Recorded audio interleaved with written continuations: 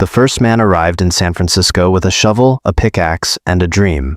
By the end of the year, over 80,000 more would follow him into California, chasing rumors of gold buried in riverbeds and mountain valleys. But while exhausted miners tore apart the landscape searching for fortune, another group quietly became far richer than almost anyone digging in the dirt. They sold the miners the tools. In January of 1848, gold was discovered at Sutter's Mill near the American River. At first, the news spread slowly. California was still remote, disconnected from the crowded cities of the eastern United States. But once newspapers confirmed the discovery, the entire country exploded with gold fever.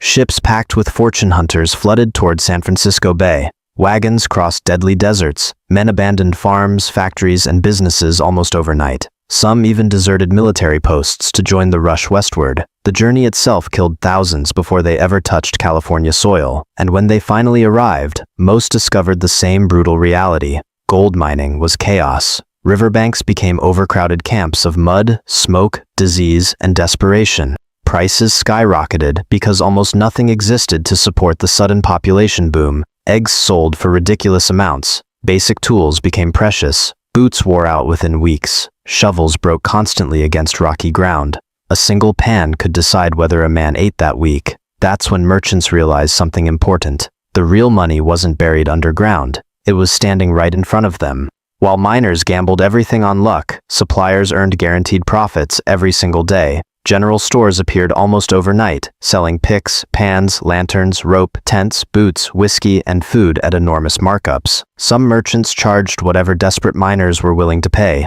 And desperate miners would pay almost anything. One young businessman named Levi Strauss arrived in California planning to sell dry goods. Instead, he discovered miners needed durable work pants that could survive brutal conditions. His reinforced denim trousers became wildly popular among workers tearing through mud and rock all day. Those pants would later become blue jeans. Meanwhile, San Francisco transformed faster than almost any city in American history.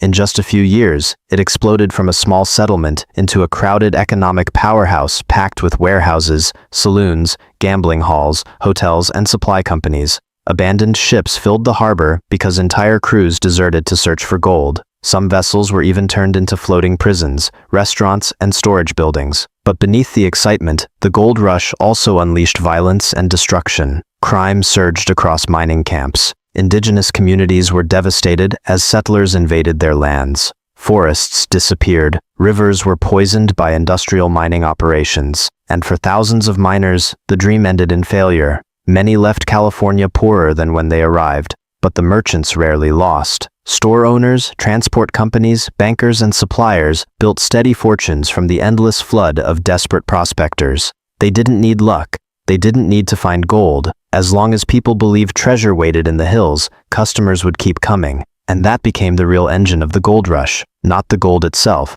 but the massive economy built around people chasing it. In the end, California was transformed forever. But some of the greatest fortunes of the era were never dug out of the ground at all. They were made by the people standing beside the chaos, quietly selling shovels to men blinded by gold.